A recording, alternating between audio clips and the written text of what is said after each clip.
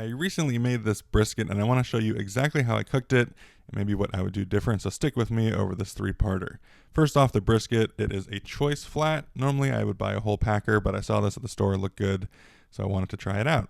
So first off, I'm going to cook this fat side down, which I typically don't do. Typically I've cooked meat side down.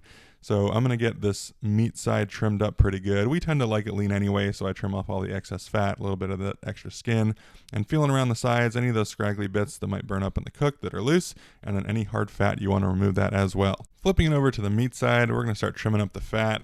I don't always know what to do here. This is going to be fat side down. It's not for presentation, but everyone's making tallow these days. That's the rage. I wanted to trim some off for tallow. This one side was also fattier than the other, and so it did allow me some trimming. As you can see, I kind of stop at the middle section there. Now, in terms of the overall brisket, you'd probably trim off a little bit more, but I'm just going to push it together to shape it up.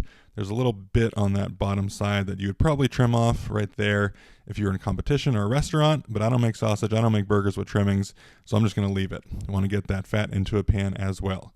Seasoning wise, I'm going with a salt, pepper, garlic blend as the base layer.